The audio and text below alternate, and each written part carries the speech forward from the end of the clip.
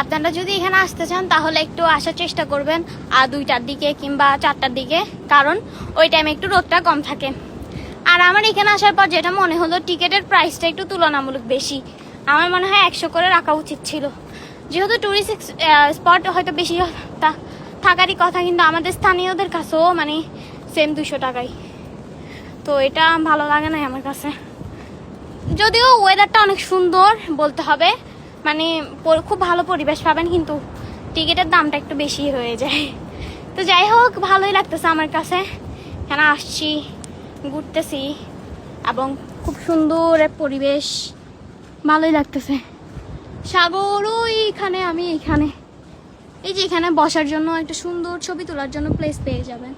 সুন্দর সুন্দর প্লেস আছে ছবি তোলার জন্য, বসার জন্য জায়গা আছে। আমার মনে হয় এখানে রাতে আর নয়তো বা সন্ধ্যাবেলা সবচেয়ে বেশি বেস্ট, মানে এখানে আসার জন্য হলে সবচেয়ে বেশি বেস্ট হচ্ছে রাতে। এই যে এখন আমি সিঁড়ি দিয়ে এদিকে যাব নিচে।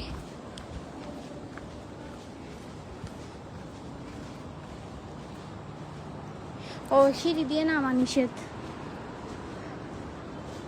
তারা সিঁড়ি দিয়ে নামা নিষেধ করে দিছে। ওইখানে অনেক গরম ভাই রে ভাই। ও সাগর, ওই দূরে সাগর, আমি সাগরের মাঝখানে। সাগর ওই দূরে, আমি সাগরের মাঝখানে।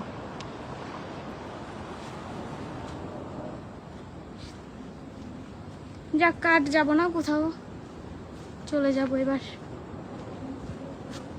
কিন্তু এখানে অনেক গরম ভাই রে ভাই, আমার পায়ে তালু একদম জ্বলে গেছে। খালি পায়ে আসতে হয় তো, জুতা নিয়ে আসা যায় না।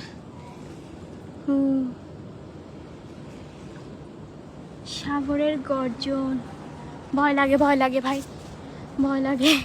চলো এখন আমি চলে যাব, তো যাওয়া যাক।